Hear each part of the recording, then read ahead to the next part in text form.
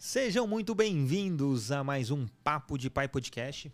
Eu sou o Niltinho e estou aqui para ser o seu acompanhante nessa jornada para falar sobre paternidade. Hoje falar com um cara que é especialista em aba, é neuropsicólogo, é pai de 4 crianças, tem uma história gigantesca para contar para a gente sobre os nuances da própria paternidade, falar um pouquinho sobre o espectro o transtorno do espectro autista, falar um pouco do que é a terapia aba, enfim, tenho certeza que vai ser muito bacana falar com você, Leandro Moraes. Tudo bom, irmão? Bem, graças a Deus. Ah, Tranquilo. show. Falei que tô em casa, né? Porque são temas que eu realmente gosto muito de falar e tô falando e fazendo o tempo todo, né? Porque ser pai de 4 filhos, a gente fica em atividade o tempo todo, né? É 24 horas, né? Opa, Não tem como separar uma coisa da outra. de forma alguma. Mas antes disso, já deixo o recado para vocês. Independente da plataforma que você está nos vendo, nos escutando, deixe seu curtir, segue a gente. Se estiver aqui no YouTube, compartilhe o episódio, siga o canal. E é isso. Se você estiver na plataforma de áudio, se tiver como fazer a avaliação, dê 5 estrelas pra gente. Se der para deixar comentário, comente também. E mais uma vez, compartilhe o episódio com 3 pais, 3 mães, 3 pessoas que convivam com uma criança e que vai ser muito interessante para eles também saberem desse conteúdo. Então, vamos iniciar mais um Papo de Pai Podcast.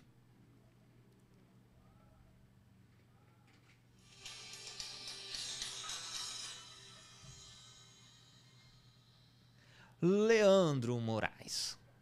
Você é o cara de 4 filhos. 4 filhos. Bens a Deus. Qual a idade deles? Ixi, essa pergunta é sempre complicada, porque... Mas vamos lá. O Miguel fez 9, o Gabriel tem 7... A Eva fez 5 e a Esther tem 3, vai fazer 4. Ou seja... É isso mesmo. Ou seja, ano de Olimpíada e ano de Copa do Mundo, tem uma gestação vindo. Tem uma gestação vindo. na verdade, assim, lá em casa é complicado porque a gente, desde quando eu casei, que foi em 2011, a gente mudou muito de casa, né? Então, cada mudança minha esposa estava grávida. Aí a gente ficava falando que a gente mudava por conta da gravidez, né? Mas... foi uma... Eu saí da sociedade de fraldas descartáveis recentemente, assim, com a Esther. Porque já tem uns bons anos aí. O Miguel nasceu em 2012, 13. Agora eu não lembro direito. Desde essa época, é fralda, é leite. Leite ainda é, né? Sim, então, sim. É complicado. O pessoal, quando eu mostro as compras, eles ficam até... tirando sarro, né? Porque eu acabo com o estoque de leite do comércio. Imagino. Quando a gente vai. 4 filhos é uma alegria. Eu gosto muito. Eu também conheço um rapazinho que tem 4 filhos. Em casa são a escadinha, Arthur com 6, aí tem os gêmeos com 4 anos e a Helena com 3. Então, em 3 anos, vieram 4 crianças. Nossa. Praticamente a minha escadinha também, né? Porque a última, né, foi uma seguida da outra. Sim, né? sim. Quando estava saindo de puerpério, já iniciou outro. Saiu da Eva, a Esther, a gente já engravidou da Esther. Então foi bem complicado. E uma coisa que você falou é fato, né? Eu lembro que com os gêmeos, a gente recebeu bastante ajuda, né, de muita gente. E a gente estava gastando em média quase 500 conto por semana de leite, né? Por conta deles nascerem prematuros. E foi introduzido a fórmula desde o hospital, né? Eles foram amamentados pela minha esposa, porém a amamentação natural era o reforço. E geralmente é o contrário. A fórmula é o reforço. Né? Então, gêmeos. Então era o fardo de 6 latas por semana, praticamente. Né? Tem tudo lá regradinho, os horários. Mas eu acho muito engraçado, né? Porque a sociedade de hoje não está muito preparada para uma família grande, Não. né? E o que é engraçado é que família grande já é uma família de 3 filhos, assim, que o pessoal considera. Né? Porque quando a gente estava ainda com a Eva só, e a gente falava, eu tenho 3 filhos, nossa, 3 filhos, um casal tão novo. Agora 4 é complicado, porque hoje é normal você ter casais que não tem nenhum filho ou tem um filho só, né? Então você imagina 4. A gente está Um casal típico da década de Exatamente. 70, 80, né? E o interessante é que, historicamente, até meados de 80, era natural ter no mínimo 3 filhos. Sim. Né? Então, essa mudança de milênio, a visão de quem teve 2, 3 irmãos, hoje eu quero ter só um filho. E olhe lá. Né? Sim, sim. A gente teve muita mudança, né, com relação a isso. A gente teve a conquista do espaço das mulheres no mercado de trabalho. Sim. A gente teve as questões econômicas também, né, porque quanto mais aumenta essa questão econômica, a gente diminui a quantidade de filhos também. Então, isso acaba contribuindo bastante para essa mudança assim, de parâmetros, né? E eu falo que eu sempre sonhei em ser pai, né? E esses dias conversando com a Gisele justamente sobre isso, né? Será que a gente foi louco ou sem pensar de deixar 4 crianças para o mundo, nesse mundo tão louco, né? E realmente a gente não parou para pensar como vai ser. Não, a gente confia nos nossos filhos que eles serão pessoas do bem, que farão diferença nesse mundo. Mas até chegar nesse patamar, será que eles não vão sofrer? A gente estava entrando nessa discussão esses dias e ficou naquela, bom, vamos ser otimistas, né? Mas olhando o contexto de hoje, é difícil ser otimista. Sim. E fala assim, quero ter 4 filhos, né? Um casal acabou de pensar, vamos ter filhos? 4 filhos? Não, ninguém pensa em ter 4 filhos. Não, inclusive assim, a minha paternidade, que lá eu e a minha esposa, a gente só programou o primeiro filho. Os outros 3 foi tabelinha furada, foi anticoncepcional que não funcionou, foi pílula do dia seguinte que não funcionou. Então, o programado mesmo foi só o primeiro filho. Fala a mesma coisa. O Arthur foi extremamente programado, desejado, a vontade, aquela gana de ser pai, de nós sermos pais, tanto que a gente demorou para engravidar 9 meses, para você ter uma ideia de quando a gente estava naquela fissura, naquela pressão. E os outros, foi tudo vindo. Eu conheço essa história aí também. Não, e detalhe, não que a gente foi irresponsável, não, a gente se cuidava na medida do possível, né? Só que naqueles 5 minutos de desleixo, não, mas falando assim, não falando que nossos filhos não eram para vir, eram para vir, e a gente é extremamente feliz e não imagina a nossa casa sem eles. Tanto que quando eles vão para casa dos avós e a gente só fica nós dois, é raro isso acontecer. Mas quando acontece de ficar só nós dois, a gente fica perdido. Aquele silêncio. Ah, vamos assistir televisão? Vamos. Aí de repente está assistindo Discovery Kids. Mas isso acontece mesmo. Eu tomo cuidado, né? Porque você sabe, você também tem a casa cheia, né? Mas eu tomo cuidado de eu e minha esposa a gente ter o nosso momento pelo menos uma vez no ano. Da pandemia para cá a gente não conseguiu fazer, mas geralmente é uma viagem que eu tiro só com ela e os filhos ficam com os avós. E aí a gente tenta realmente só curtir nós dois, porque a gente não consegue. Com a rotina de casa é bem complicado. Mas a gente vai nos lugares e a gente fica imaginando, e aí? Fulano de tal aqui, a comida que o fulano gosta, isso e tal, não sei o quê. Então é difícil. Hoje a gente tomando café da manhã, a gente parou numa padaria e comeu um salgado diferente, falando assim, puxa, o Arthur ia gostar desse salgado, sabe?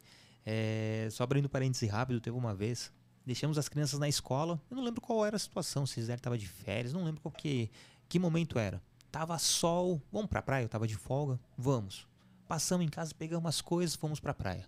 Chegamos na praia, não passou 15 minutos. Olhamos assim, putz, as crianças podiam estar aqui com a gente, né, aproveitando esse dia. A gente foi até a escola, explicamos a situação lá pra escola, pegamos todo mundo e fomos pra praia. Mas essas loucuras aí eu acho que a gente tem que fazer mesmo. Porque eu acho que é isso que fica até na memória deles, né? Sim. De lá na frente, porque a gente tem memórias dentro dessa questão, né? Eu acho que quando eles forem adultos, aquilo que eles vão se lembrar é o meu pai, um dia, ele fez tal coisa e tal. Então, eu acho que de vez em quando esse tipo de fora da curva, né? De quebra de rotina, ele precisa acontecer, sim. Eu falo, a única coisa ruim de ter muitos filhos é que não nasce um braço extra com cada nascimento de filho. É verdade. O resto é tudo maravilhoso. É puxado, é trabalhoso, sim, mas o amor é dobrado, triplicado, quadriplicado. Sim, com certeza. Né? Isso não tenha dúvida. Mas fala, você é neuropsicólogo, Sim. né? O que é um cara ser neuropsicólogo? Neuropsicólogo é um cara que a gente estuda, não somente estuda, mas também intervém, né, sobre todas as questões relacionadas à cognição humana.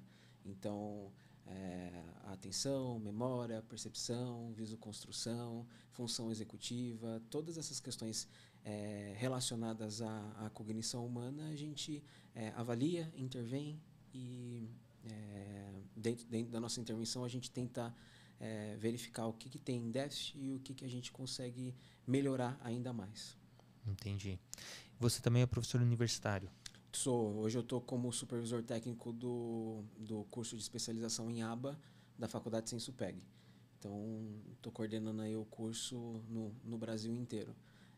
O pessoal que me segue no Instagram, vez ou outra já me vê o Leandro hoje está no Acre, o Leandro hoje está na... Amanhã eu vou dar aula em Belém. Né? Olha.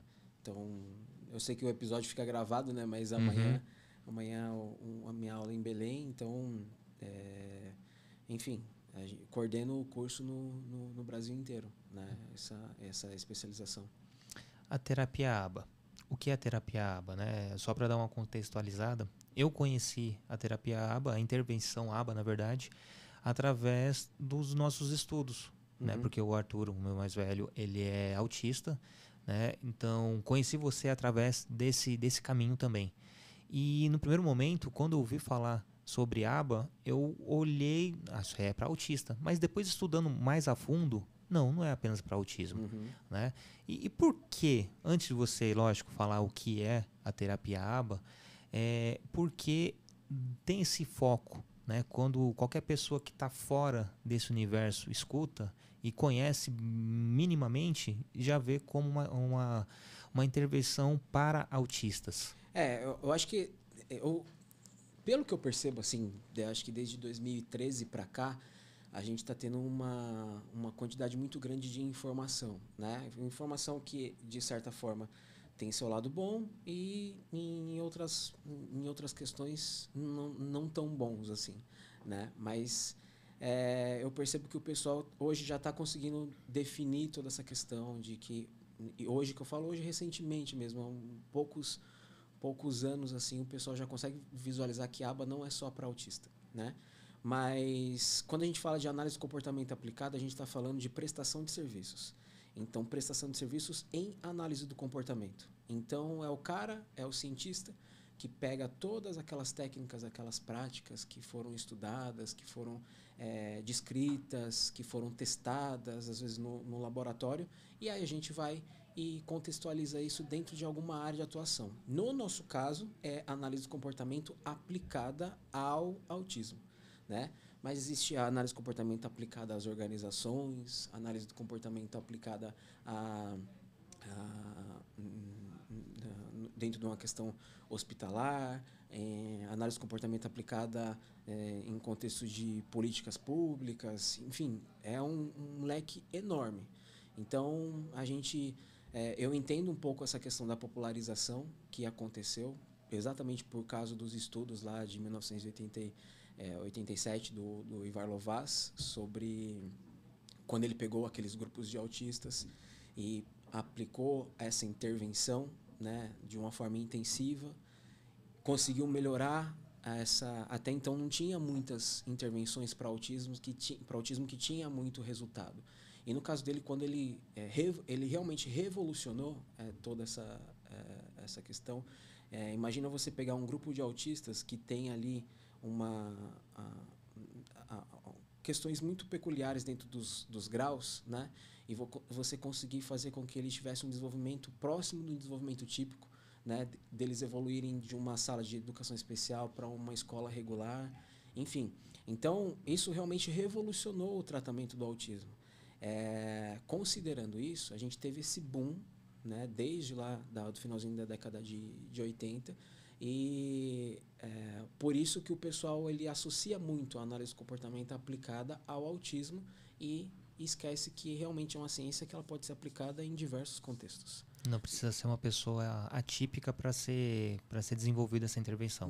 Não precisa. Tanto que, por exemplo, você pode no mestrado a gente tem contato com diversos estudos, né? Porque a gente tem que estudar a análise de comportamento aplicada de uma forma mais ampla e você direciona a sua dissertação e tal dentro da área que você quer atuar. Mas é muito comum você ter políticas públicas desenvolvidas utilizando alguns recursos tecnológicos da análise de comportamento, como, por exemplo, a economia de fichas, né? O pessoal que quer usar mais transporte público, você dá algumas fichas para ele nos dias que ele deixa o carro fora de casa, deixa o carro em casa e vai usar o transporte público. No final do mês ele pode trocar essas fichas por desconto no cinema, algum lanche, sei lá, no McDonald's, enfim, alguma questão relacionada a isso. Mas essa é uma tecnologia desenvolvida dentro da análise do comportamento. Que não está aí relacionado ao autismo, está relacionado aí à questão de uma política pública para a pessoa utilizar mais transporte público e não o seu carro em si, né? Vamos dizer assim. Mas eu percebo que o pessoal hoje em dia ele está já visualizando essa questão e conseguindo discernir que não é só um sinônimo de intervenção para autismo, né? Mas é também aplicado em outras questões. Eu costumo falar, até mesmo na sala de aula, que eu falei, análise de comportamento aplicado você aplica com seu marido, com sua esposa. Enfim, você define alguma situação ali que você quer modelar o comportamento dele, né? Às vezes o marido deixa a toalha molhada em cima da cama. Então, como você vai modelar o comportamento do cara? Vou trabalhar dentro dessa questão e tal. Então, não é só para autista. Isso o campo de atuação ele é muito mais amplo do que a gente pode pensar.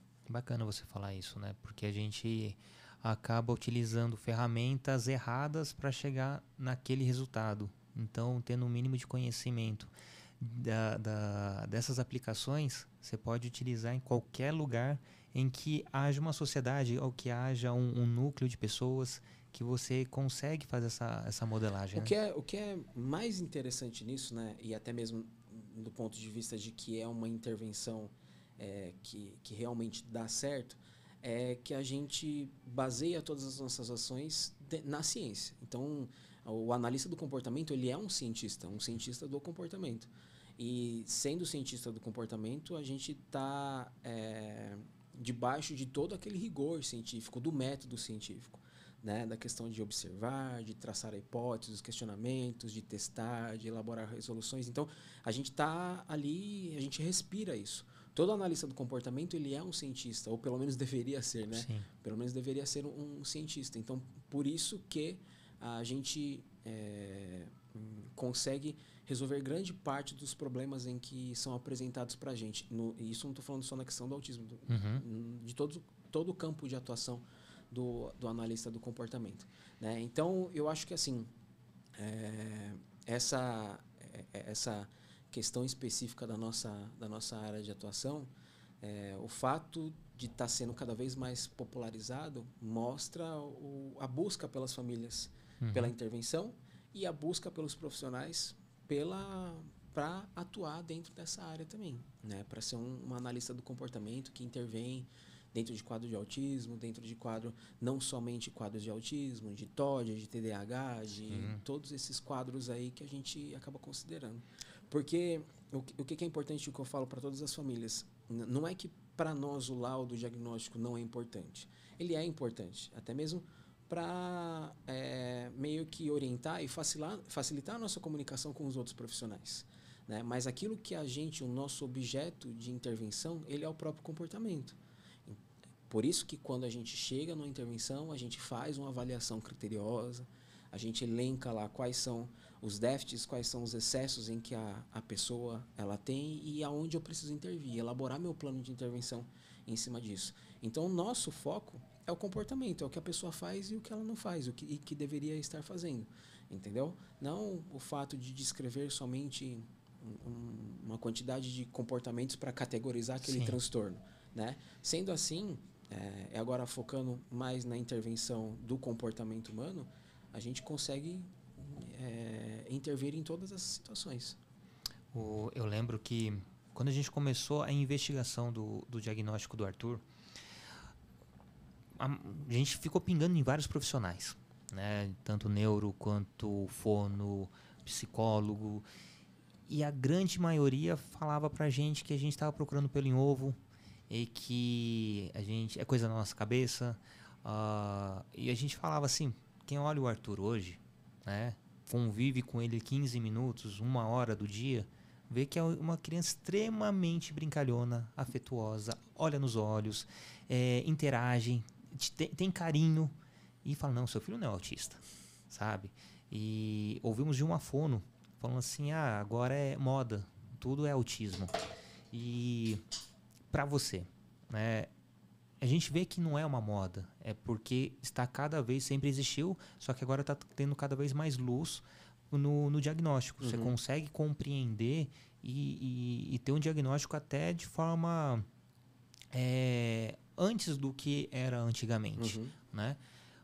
Ao seu ver, por que existe isso, né? Porque as pessoas veem com esse olhar até de preconceito mesmo em relação aos pais procurando a investigação, né? Gisele sempre bateu na tecla, a gente vai pecar por excesso, né? Porque procurar uma ajuda, um auxílio, um profissional, pelo menos para a gente entender como lidar com o nosso filho, para a gente ver como vai ser a socialização dele, né? Porque o dia a dia é só a gente sabe, né? Agora a escola, agora o acompanhamento terapêutico que ele tem, percebe o quanto ele tem as estereotipias, o quanto ele é agitado, né? O quanto ele se enquadra, né, efetivamente dentro do espectro. E muita gente, tanto até familiares, fala assim, não, ele é normal. Eu falo, mãe, normal? Ele é o único normal, a gente que é anormal.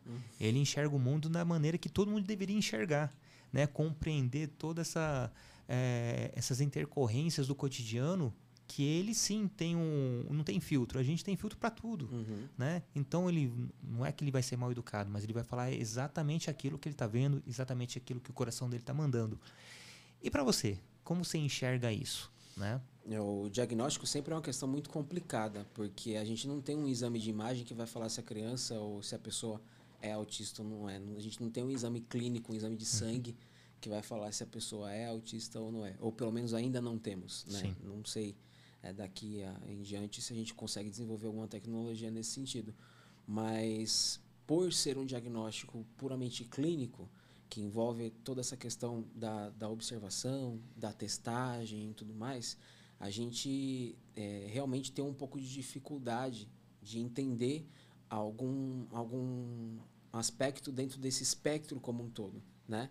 Então, para começar, o transtorno do espectro do autismo, ele é um espectro, né? Então, variando dentro desse espectro aí, você tem aquele cara que aquele cara que é um pouco mais comprometido dentro do ponto de vista das suas habilidades e dos seus excessos comportamentais que ele apresenta, e na outra ponta do espectro aquele cara que não é tão comprometido e que tem ali uma vida poucos prejuízos adaptativos, né, dentro da sua vida cotidiana. Considerando isso e dependendo das crenças e daquilo que as pessoas entendem sobre o conceito do autismo, né, é difícil a pessoa olhar para um quadro que é mais leve e falar assim, não, esse quadro é autismo também, né? Algumas características peculiares, como a questão de padrões de comportamento, como a questão de alguns excessos que às vezes que a criança apresenta, né, comportamento de birra, né, vamos dizer assim, é entendido como manha, é entendido como algumas questões dentro desse ponto. E aí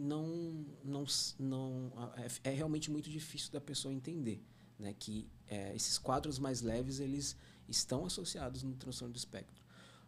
Essa questão do diagnóstico, considerando a mudança, cada vez mais a mudança do critério diagnóstico, né? Mas quando a gente considerou a questão do espectro, muitos quadros que às vezes não eram diagnosticados acabaram sendo incluídos dentro desse espectro. Então, ampliou um pouco mais essa questão da grande quantidade de diagnósticos que foram feitos de pessoas com autismo, né? Mas, basicamente, hoje, para uma criança, ou para a gente ter uma pessoa que seja diagnosticado com autismo, essa pessoa ela precisa ter algum prejuízo na comunicação social e padrões restritos e repetíveis de comportamento, né? Basicamente, essas duas características que têm indícios nos primeiros anos de idade, já de ser reconhecido nos primeiros anos de idade, a gente já consegue definir toda essa questão. O problema maior, Newton, é assim, você conseguir identificar isso dentro da sua avaliação.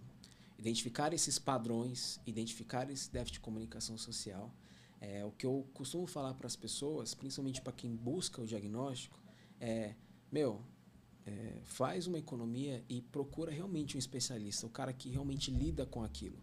Porque às vezes você vou passar no psiquiatra, no neuro do convênio, no psicólogo do convênio. É um cara que ele pode até ser especialista. Eu conheço pessoas que trabalham em algumas operadoras de saúde que são especialistas. Mas, na grande maioria, eles são mais generalistas, né? Eles lidam ali desde questões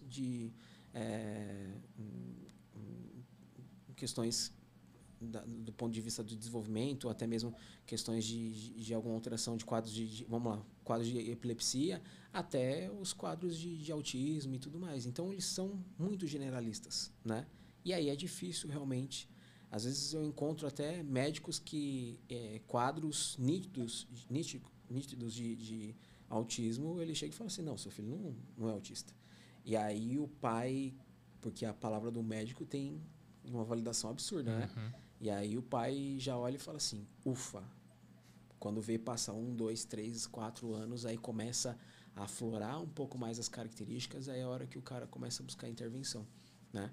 Então, essa questão específica do diagnóstico, a gente ainda tem muito problema nesse sentido. Então, ainda eu acho que a gente vai acontecer esse tipo de coisa, de a gente pegar esses quadros que são mais leves, e aí a pessoa, que nível 1, né,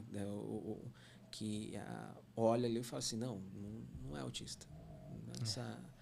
Tá falando que é autismo, mas é porque é modinha e tudo mais. Sim, sim. Mas só realmente um profissional capacitado, que tem uma certa vivência na área, ele consegue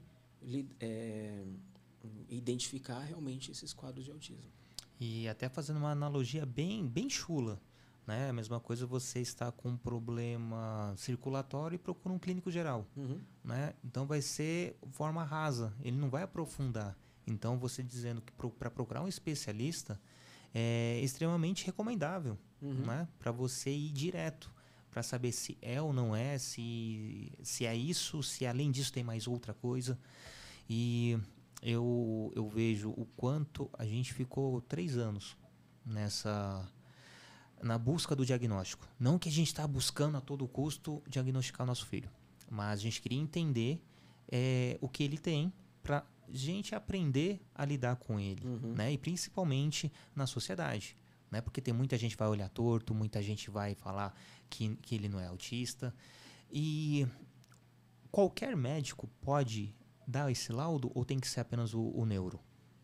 Então, essa questão assim, o laudo em si, se você tem um CRM, você consegue emitir o laudo.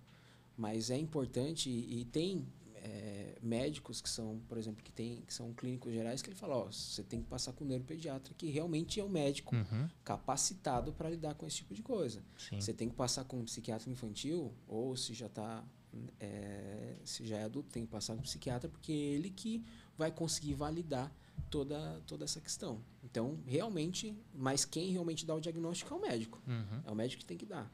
A gente trabalha produzindo informações para validar esse diagnóstico. Então, nas nossas avaliações, a gente elabora hipóteses diagnósticas. Então, dentro dessa hipótese, a gente testou tal coisa, tal área, verificou isso, aquilo. Então, a nossa hipótese é essa. E aí, quem valida isso é o médico. Eu perguntei isso porque nós fomos em 3 neuros, né? E o último que realmente validou, né, a questão do autismo. Porém, a gente não foi apenas no neuro. A gente passou em psicólogo, passou em fono, passou em... a gente passou em algumas outras especialidades. E cada vez que íamos, era um calhamaço de exames. Por mais que não tenha um marcador específico, né, pelo menos descartava qualquer outra coisa. Então tinha os exames, tinha os laudos dos médicos, dos profissionais que a gente acompanhou. Quando chegamos no último neuro, e detalhe, o Arthur é extremamente agitado. E naquele dia, o Arthur era a pessoa mais doce do mundo. Sentou educadamente, conversou, ficou olhando assim para o médico. E era a primeira vez que a gente estava passando naquele neuro. Se fosse apenas pela que ele tinha visto, ele não ia dar o lado pra gente. Né? A Gisele apresentou a pasta com todos os documentos.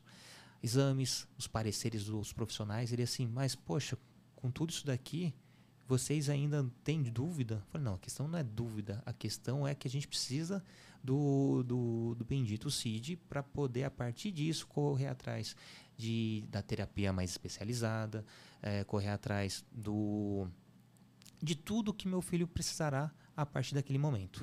Né? O diagnóstico em si era um ufa, mas, putz, e agora? Né? A primeira parte da dúvida, né? Uma dúvida que a gente nunca teve. Legal, agora como vai ser a partir de agora? Né? Tanto que um dos profissionais que faltou a gente passar foi um nutricionista especializado em autismo. Que a gente passou em um nutricionista que não posso atender seu filho porque eu não entendo, né, sobre seletividade alimentar. Né? Falar que seu filho não gosta da casca do feijão. Algumas crianças também não gostam. Isso, nem por isso quer dizer que é autista. Então, devido à escassez de profissionais que se especializam nessa área, a gente percebeu que não é que faltou, mas que podia ser muito mais acolhido. Né? E sem contar o fato de dos profissionais não ser especializados e o fato da janela que a gente não poderia perder. Né? A gente começou a investigação com o Arthur com 2 anos e meio. Né? Se deixasse passar mais um tempo, daqui a pouco vem a outra poda neural e aí? Né? Quando a gente fosse procurar, talvez seria mais difícil dele se adaptar às terapias. Essa questão vai até um corte, viu? Porque o tempo ele é fundamental dentro do prognóstico do quadro de autismo. Então, ele é fundamental mesmo. Não quer dizer que um adolescente não possa aprender. Não quer dizer que um adulto não possa aprender algumas habilidades, desenvolver algumas habilidades. Pode. Mas o que a gente tem de trabalhos é que a intervenção precoce, ela favorece o melhor prognóstico para uma criança com autismo.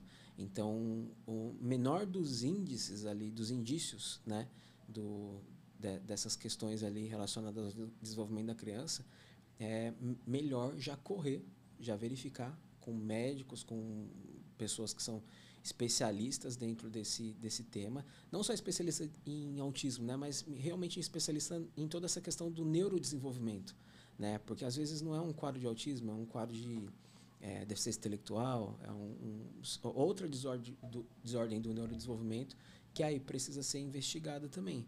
Né? E na mesma questão, quanto mais cedo começar a intervenção, melhor é e melhor é o prognóstico, né? Para a gente conseguir intervir. Eu sei que, por exemplo, a gente, como trabalha nessa área, né? No primeiro filho a gente fica mó apreensivo, né? Quando vai começar a falar, o que vai começar, quando vai começar a fazer tal coisa. A gente que já tem todos os marcadores do desenvolvimento na cabeça, né? Quando que senta, quando que fala, quando que anda e tal. E aí eu sei que o Miguel, ele, que é o meu filho mais velho, ele demorou 3 anos para falar. Então, ele estava para completar 3 anos, lembro até hoje, ele estava para completar 3 anos. A gente foi passar um início de ano ali, peguei em janeiro, a gente foi passar as férias em Ilhabela. E aí a gente estava no mercado lá em Ilhabela, a primeira palavra que ele falou foi Danone. Foi None. Passou ali None. Falei, já está começando a nomear algumas coisas, então acho que agora vai deslanchar. Teve um certo dia que a gente trabalha próximo de casa, né? Então a gente almoçava em casa. Aí eu e minha esposa fomos almoçar em casa. Quando a gente abriu a porta da sala, eu vi no rack lá todos os shampoos enfileirados, assim, ó, do menor ao maior. Ele tinha 2 anos de idade. Aí eu cheguei, pode levar esse menino aí que é F84. Já falei pra minha esposa, falei, ó o padrão restrito de comportamento, déficit de comunicação, então pode levar que é F84. O tempo foi passando e aí ele começou a desenvolver, começou a falar um pouco mais, ainda estava um pouquinho mais, tinha um vocabulário um pouco mais restrito, aí a gente fez uma avaliação com a fono e aí viu que ele estava com um transtorno de linguagem, né? Não estava relacionado ao quadro de autismo em si, mas era um transtorno de linguagem.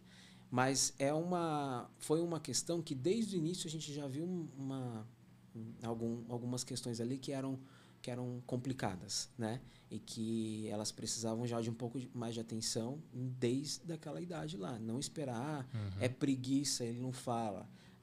Isso aí é mania. Isso é tal coisa. Esperar o tempo da criança. Esperar o tempo da criança. Nessas aí, é complicado, porque aí quando o pai realmente vai procurar alguma coisa, aí já não é que é tarde, mas a gente teria mais respostas mais significativas se fossem mais cedo, assim. Não sei se aconteceu isso com você. A questão o Arthur é o mais velho e a gente vê que a grande maioria das pessoas que a gente, não que a gente tenha contato, mas que a gente acaba estudando, acaba procurando conteúdo, a gente vê que a grande maioria dos pais que têm filhos autistas ou é filho único ou é o caçula, né? Poucas vezes é o mais velho. Quando é o mais velho, tem uma diferença muito grande para o outro. A gente viu que em casa a diferença do Arthur para os gêmeos é de 2 anos e 4 meses e do gêmeos para a Helena, perdão, é de 1 ano e 10 meses do Arthur para os gêmeos e do gêmeos para a Helena é 1 ano e 4 meses. Então a janela de 3 anos de diferença do mais velho para o mais novo. E a gente vê que essa interação dos irmãos é extremamente sadia para o Arthur. Talvez se o Arthur fosse filho único, lógico, filho único a gente tem todo aquele cuidado, excesso de zelo, né? A gente observa isso fazendo essa comparação com os nossos filhos. O quanto a Helena é independente com 3 anos e demorou para o Arthur ter essa mesma independência, né? E você, no seu caso especificamente, você vê que a questão de ter mais irmãos também colaborou para esse transtorno da fala? Não, sem dúvida. Eu acho que assim é bem, às vezes eu saio um pouco do papel de pai e fico observando, né, a interação dos 4 e tal, não sei o quê. E eu realmente fico pensando, eu falo, se fosse só um, né? Como que seria essa coisa louca? Porque desde aquelas questões mais básicas, que são as brigas, até aquelas questões de confidenciar, de tipo, Gabriel, da atenção compartilhada, né? Você viu tal coisa, da Eva falar com os dois também, porque a Eva se identifica mais com os meninos do que com a Esther, né? Porque ela quer estar junto dos meninos, quer brincar e bagunçar com os meninos e tal. Então, eu percebo que, assim, eles têm, dentro dessa questão do desenvolvimento, uma acaba puxando o outro, né? É claro que esse puxar, ele pode ser tanto na ponta de lá quanto na ponta de cá. O mais novo pode puxar o outro e aí ele ter alguns comportamentos que não são mais da idade dele. Como o mais velho também pode puxar e aí ter outros comportamentos que são mais maduros para a idade do mais novo e tudo mais. Dentro das minhas... Quando eu trabalhava como AT, em 2010, eu intervinha numa casa que tinha dois irmãos, né? Um menino tinha, se eu não me engano, 4 anos e o irmão dele tinha 2 anos. Eu acho que era 2 anos de diferença. Então, no final da sessão, a gente sempre trazia o irmão para a sessão para a gente trabalhar um pouco essa questão social, né? A atenção compartilhada, o dividir e toda essa questão que acontece com os irmãos e fora do contexto dos irmãos, na escolinha também. Então, era onde a gente tinha condição de intervir essas questões. E era tão bacana que o mais novo, ele começou a desenvolver repertórios, né? Que era do mais velho, porque ele participava dos treinos. Então, ele já conseguia nomear letras, ele conseguia fazer já com 2 anos de idade, porque ele participava dos treinos do irmão também. E ele conseguia evoluir muito dentro dessa questão.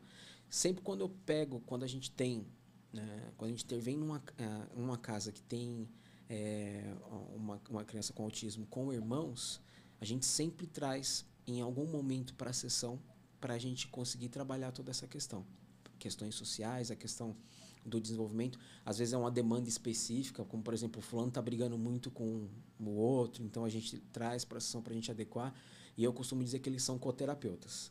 Então, os irmãos, eles acabam ajudando muito dentro da intervenção, quando a gente traça os objetivos e a gente consegue lidar com toda essa questão. E no primeiro momento é natural a blindagem, né? E automaticamente acaba dando menos atenção aos outros devido à demanda do que realmente tem uma necessidade especial. E o ideal é o contrário, né? Tá todo mundo unido, lógico, cada um respeitando sua idade, mas não fazer essa segregação, essa separação, né? A atenção, ela é uma cota que todo filho quer, uma parte, né? Todo filho quer uma parte. Então, e às vezes a disputa e a briga é para quem fica com a fatia maior da atenção do pai e da mãe, né? Naturalmente, algumas questões, elas envolvem atenção maior, que a gente dá uma quantidade maior de atenção, né? Como, por exemplo, os filhos mais novos demandam mais atenção. Alguma criança que não tem alguma questão de desenvolvimento, aí não tem um quadro de autonomia e tudo mais, demanda mais atenção também. Então, isso faz com que o irmão que não recebe tanta atenção, ele busca atenção de alguma forma. Então, ele vai utilizar os recursos que ele tem para ter atenção do pai também e da mãe. E aí, é aquilo que eu falo, o pai e a mãe, ele tem que se virar. Porque tá na chuva ali, escolheu isso, ou às vezes não escolheu, mas tá... É a atenção que você tem que retribuir igual para todos. Por quê? A gente trabalha de manhã e quando a gente vai ter contato com os filhos é à noite. E quando a gente chega em casa, a gente quer o quê? Descansar. Mas, na verdade, já é o segundo tempo. Não é a hora de você pendurar a chuteira e falar assim, vou para casa. Não, agora é o segundo tempo. É a hora que você vai dar atenção para os filhos, brincar e tal. Hoje em dia isso não acontece muito, né? Hoje em dia, realmente, infelizmente, eu vejo um pouco mais da nossa área, né? Os pais, eles são muito mais relapsos dentro dessa questão. Quando você vai orientar alguma coisa, fala assim, não, mas eu chamei ele para assistir, sei lá, um filme lá. Mas quem escolheu o filme? O filme fui eu que escolhi. Escolheu um filme que ele gosta, que o pai gosta, não deu atenção pro filho, né? Escolhe aí o filme, vamos assistir junto e tal, não sei o quê. E é muito engraçado que você pergunta pro cara, do que seu filho gosta? Ele gosta de Fortnite. Beleza, você já jogou Squad com ele? O que é isso? Você já jogou um solo com ele? Já viu ele jogando solo? Já viu ele fazendo alguma missão e tudo mais? O que é isso? Então, realmente não interagem no mundo dos filhos. E aí, quando você lida com criança com autismo, pior ainda. Por quê? Porque você tem ali alguns pontos que são específicos, que são os padrões de comportamento, né? Que são os interesses restritos e específicos que eles têm. Né? Às vezes gosta muito de dinossauro e você não quer nem saber de dinossauro. Ele começa a falar de dinossauro e você fala assim, de novo com isso, fulano? De novo com essa questão e tal. E aí acaba podando um pouco essa busca saudável pela atenção do pai, da mãe e dos familiares. E isso é totalmente prejudicial para o desenvolvimento. E dos gostos atípicos, né? Eu lembro que o Arthur, com 2 anos e pouco, ele era fanático em placas de trânsito. Via as placas, falava o que significava aquela placa. Eu falo, às vezes tem gente que tá tirando habilitação, tá tirando carta e não sabe, né? Tá estudando todo dia aquela placa e não sabe. Né? E meu filho de 2 anos sabe. É muito comum, quadros de hiperlexia, né? Que é a criança que ela começa a ler com 3 anos de idade, ela já começa a ler palavras, a ler frases, ler e entender aquilo que ela tá lendo. Então, é muito comum acontecer isso de acordo com o quê? Com hiperfoco, com interesse restrito e específico. E quando eles têm um hiperfoco, eles vão na minúcia ali, na molécula, né? Daquilo, de como é construído, de como é constituído e tal, não sei o que, e consegue desenvolver tudo isso. E às vezes, por ser um padrão de comportamento, né, só sabe falar daquilo.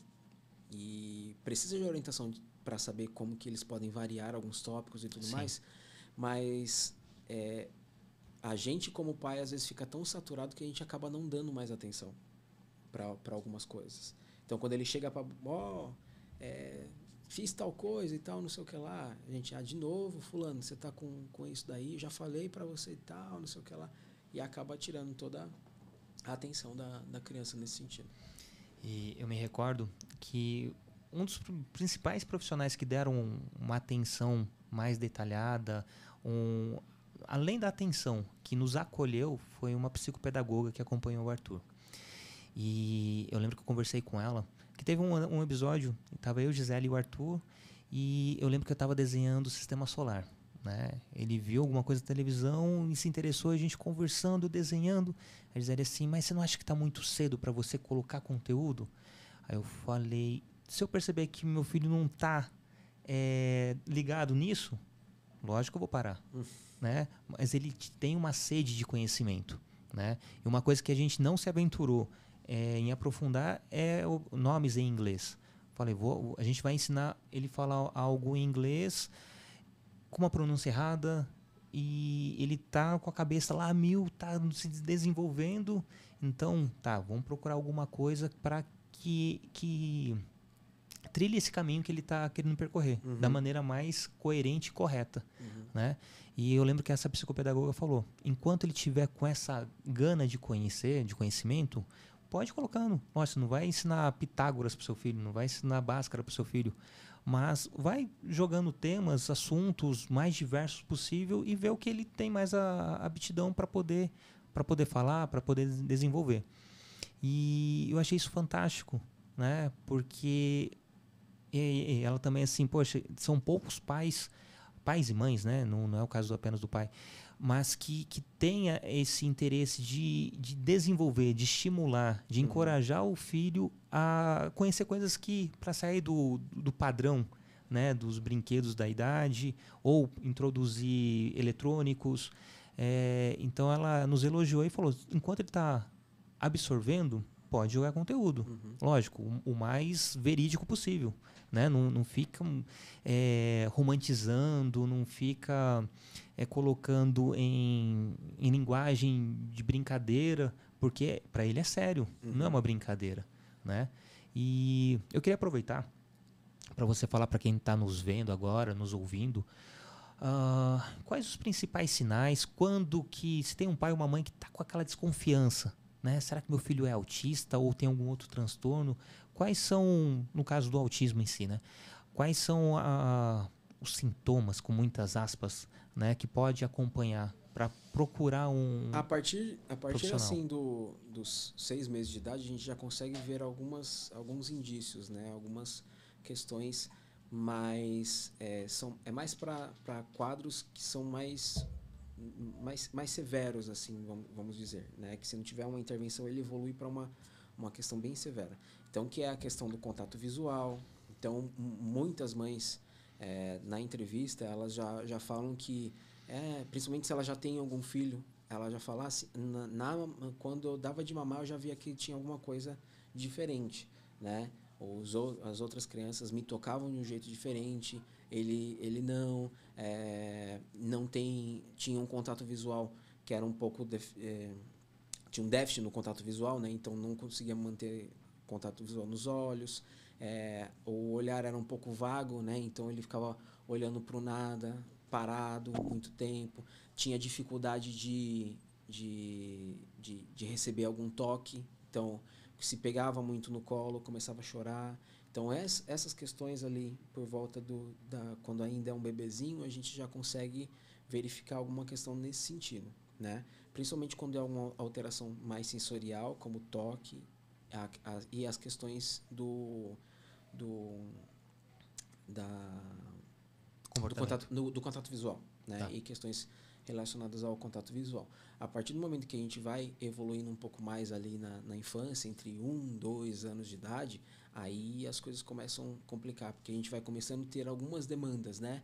Ele começa a balbuciar, aí ele começa a falar algumas palavras, e aí, quando isso não vem, então, aí é uma questão específica de atenção, né? Um ponto de atenção, em que precisa acompanhar, que a gente precisa verificar realmente se é uma questão específica do desenvolvimento, porque existem crianças que começam a falar com 3 anos e aí são tagarelas, né?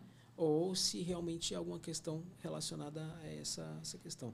Mas atraso na fala, então, e a fala não é falar, é desde a questão de balbuciar e até emitir as primeiras palavras, contato visual, essa questão sensorial, quando você pega ele começa a se sentir um pouco mais incomodado, ele começa a chorar.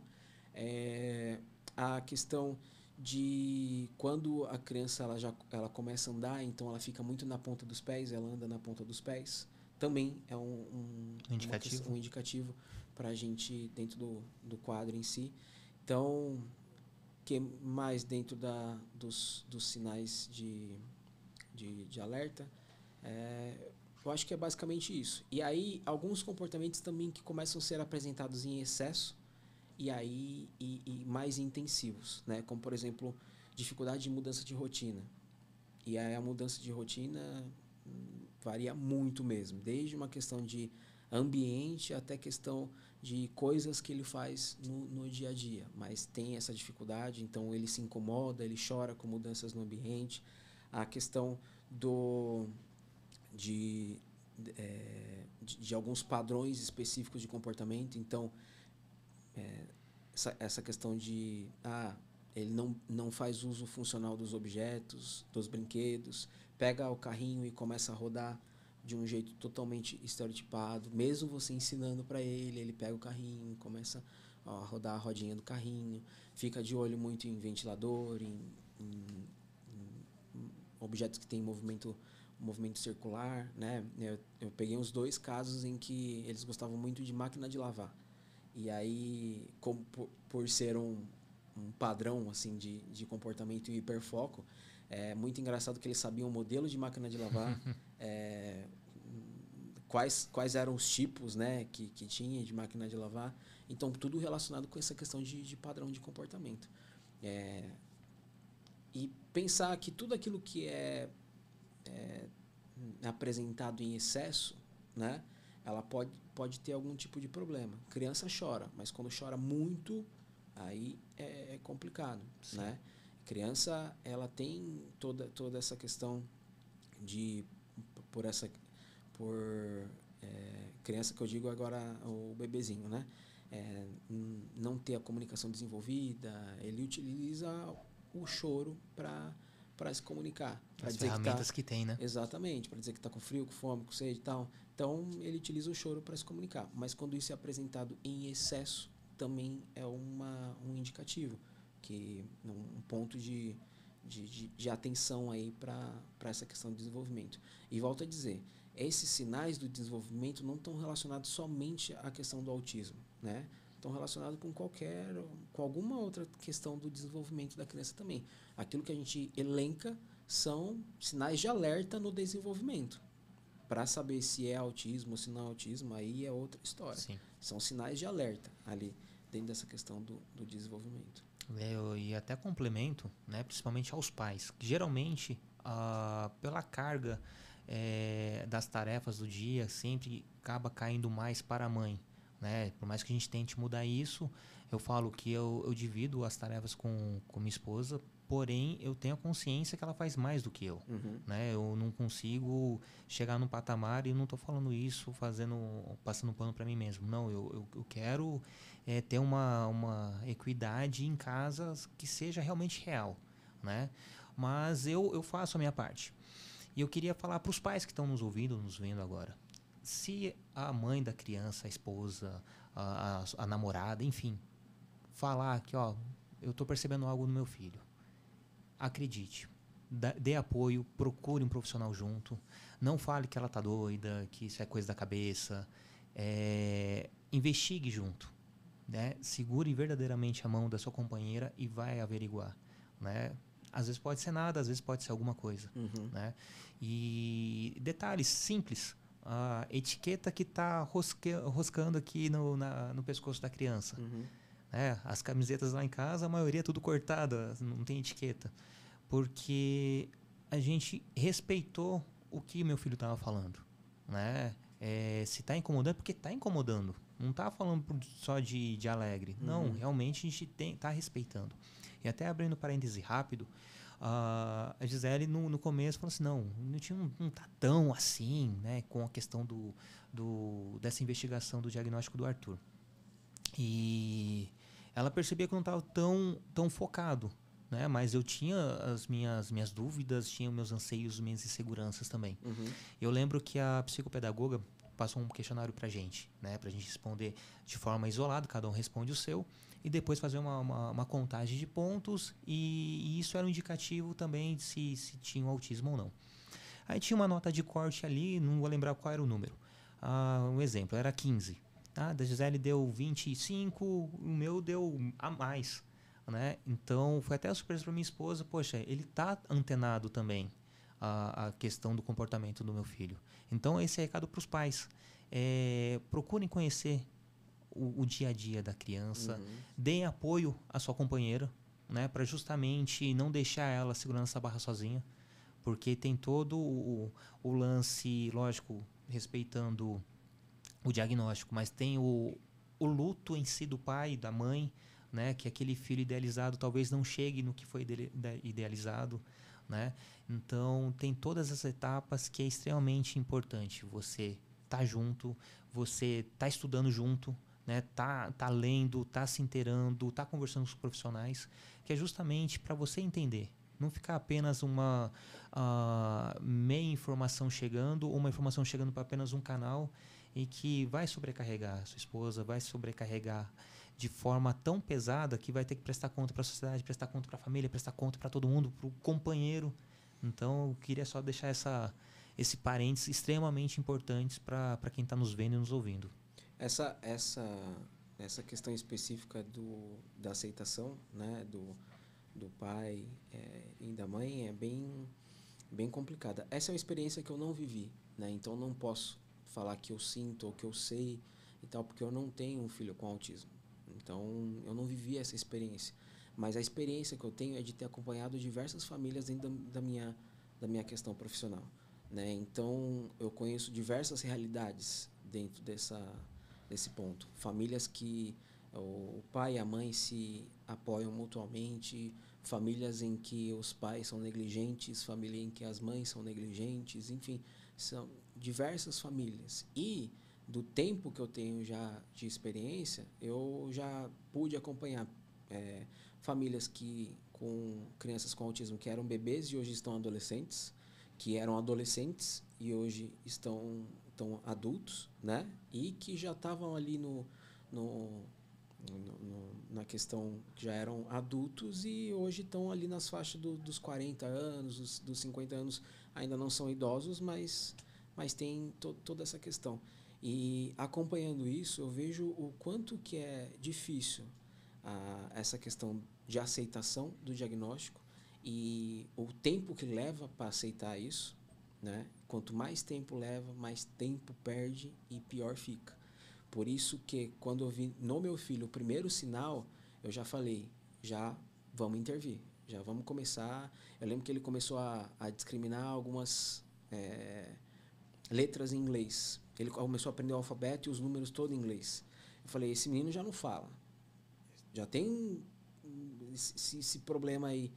Aí vai entrar na escolinha só falando inglês, vai dar um chute na cabeça dele e vai ser complicado.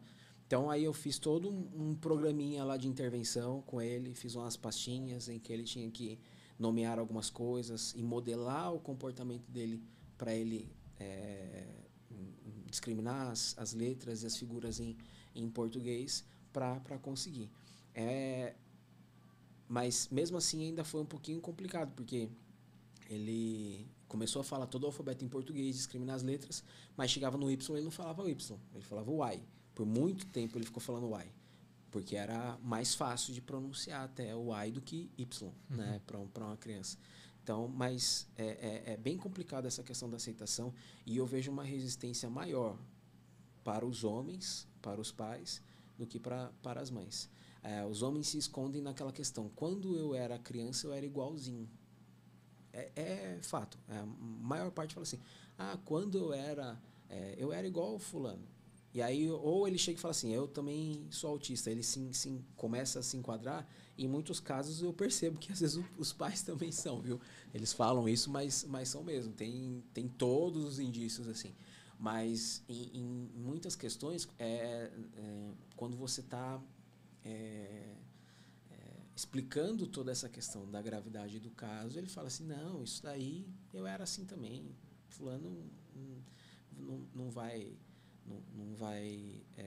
ter problema nessa área, não. Enfim, acaba acontecendo. Mas eu percebo essa resistência maior com os pais do que com as mães. Eu também vejo isso. Eu faço parte de um coletivo de pais atípicos e é interessante a grande barreira que eles têm no dia a dia é mostrar para a sociedade que eles estão presentes, né? O quanto isso é impactante no acompanhamento terapêutico, nas consultas, nas terapias em si, né? Como as pessoas veem como se fosse um ET chegando com um filho, que a grande maioria são mães que estão ali na lida do dia a dia. Sim. Né? E coitada das mães, viu? Sim. Porque elas se abdicam, às vezes, de uma vida profissional só para viver em torno do filho. Porque quem tem um filho com autismo sabe, você tem que a semana, o dia inteiro, correndo atrás de atividades, terapias e por aí vai. E aí essas mães às vezes chegam no limite. Sim, o corpo realmente não aguenta porque não tem com quem dividir.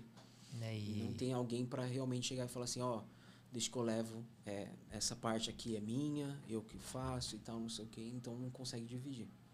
E até depois desse bate-papo, eu vou sentar com o Gisele pra gente ver direitinho o que eu posso fazer mais. Porque eu sei que posso fazer mais. Né? E às vezes a gente está tão na zona de conforto que vê que está fluindo.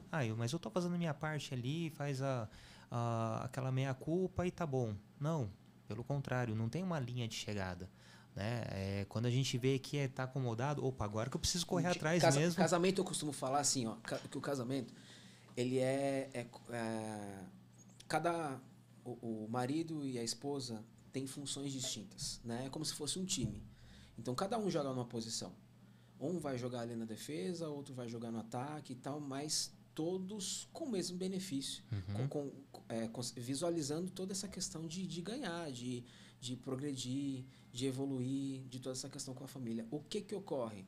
É que em determinadas partidas, a defesa exige mais. Então, o que o cara do ataque tem que fazer? Tem que voltar para marcar, né? Em determinadas partidas, a gente tem que avançar a defesa. Então, para ajudar no ataque também. Então, essa dinâmica, ela tem que ser feita de acordo com a conversa. Tá muito saturado para mim esse tipo de coisa. Então, você precisa me ajudar nesse sentido. Porque a gente começa a pensar assim, não, eu tô fazendo a minha parte, né? Eu já tô fazendo a minha parte, não sei o que e tal. Mas a gente se esquece que existem situações em que exige muito mais do que só a sua parte. Então você tem que realmente se desdobrar ali e arregaçar a manga. Eu acho que quando o casal começa a pensar nesse sentido, as coisas realmente começam a evoluir mais, né? Que a gente não tem o ponto de vista egoísta, né? Só eu e tal. Não, porque assim, a gente, os maridos, os pais, tem a responsabilidade, tem os estresses da vida também, assim como as esposas, as mães também têm, né? Então, que eu não posso só olhar pro meu umbigo e falar assim, não, minha dor é maior do que a dela. Exatamente. Minha dor é isso aqui, eu tenho que sair todo dia para trabalhar. E ela tá correndo atrás de terapia o dia inteiro, que não conta toda essa questão, né? Não, ou o pai que fica em casa. Não, mas eu tenho aqui que dar conta da casa o dia inteiro.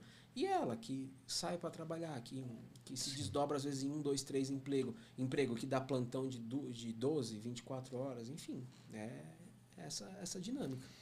Bem isso. Bom, o papo tá ótimo, mas infelizmente nosso tempo já tá se encerrando. Vou marcar contigo para a gente aprofundar esse assunto numa outra oportunidade. Falar da mudança de CID, falar sobre o núcleo. Então já deixo de antemão o convite para uma próxima você voltar para a gente complementar esse assunto. Mas como a gente já está sendo encaminhado para o final do episódio, eu queria que você deixasse uma indicação, né, de livro, série, de conteúdo, né, autoral ou não. Então fica à vontade. Eu indico para as pessoas seguirem o nosso Instagram, né, que é @nucleosei. Lá a gente posta algumas dicas sobre a questão não só do autismo, né, mas toda essa questão da criação dos filhos e de todo esse processo. Então, @nucleosei, né?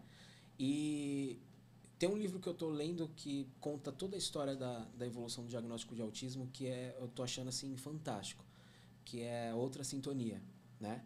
E, inclusive tem um capítulo inteiro do livro que ele fala exclusivamente sobre a abordagem comportamental, de como começou lá, as intervenções como que eram, que davam LSD para os autistas, que tinha para modelar alguns comportamentos, colocavam eles em salas com o piso eletrocutado para dar choque e tentar modelar alguma coisa. Eu acho que assim, pais e famílias que têm filhos com autismo, e até mesmo pessoas que são curiosas, eu acho que é bacana saber. Eu tô gostando muito de saber essa evolução do histórico do autismo. Não estou me lembrado agora do nome do autor, mas o nome do livro é Outra Sintonia. É super fácil de achar. Vou deixar na descrição aqui do episódio também o Instagram, deixar o livro também com o autor, editora, tudo certinho.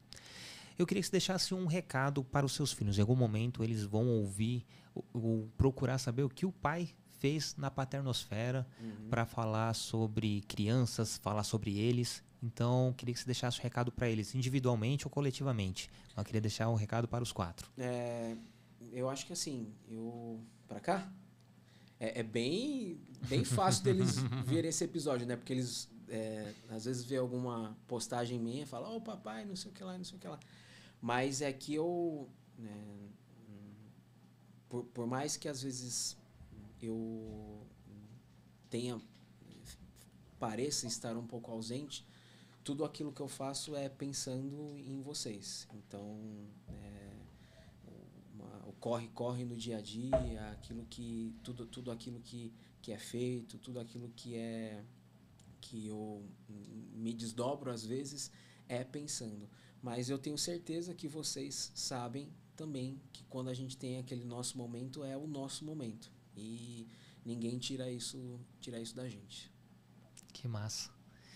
Fico muito feliz. Então já fica o convite para a gente ter a parte 2 dessa conversa, porque Fechado. É extremamente esclarecedor, extremamente importante e necessário para que não necessariamente apenas para pais e mães que tenham filhos com autismo ou que tenham um filho atípico. Né? Todo mundo tem que conhecer um pouco do que é a essência das necessidades, dos anseios, das dificuldades, né? E também não só isso, também as aventuras e as conquistas que é ter um filho com algum tipo de síndrome ou transtorno. Sim. Então, Leandro, muito obrigado. Eu que agradeço. Adorei. Falo muito pouco, mas de acordo com a demanda eu vou falando. Então, se vai perguntando, eu vou desenvolvendo. Então, eu gostei muito mesmo. Que massa. Infelizmente, o tempo está acabando. Então, é isso. Muito obrigado mesmo, de coração. Fico muito feliz de ter esse papo com você. E deu bastante luz aqui também nas minhas ideias, né? Porque quando a gente fica estagnado na nossa zona de conforto, alguns detalhes acabam passando despercebidos. Né? Então essa conversa deu luz, muita coisa aqui comigo também. Então, mais uma vez, gratidão. Perfeito. Então, até a próxima. Até. Obrigado, viu? Gente, então é isso. Se você estiver no YouTube vendo a gente, já deixa o seu curtir, encaminha esse episódio, já siga, assina o nosso canal. Se você estiver nos streams de áudio, compartilha também com alguém, com o pai, com a mãe. Não necessariamente seja um pai ou mãe de uma criança com autismo, mas qualquer um. É interessantíssimo saber a história, saber um pouquinho do que abrange esse universo. Tá certo? Beijão no coração e até a próxima.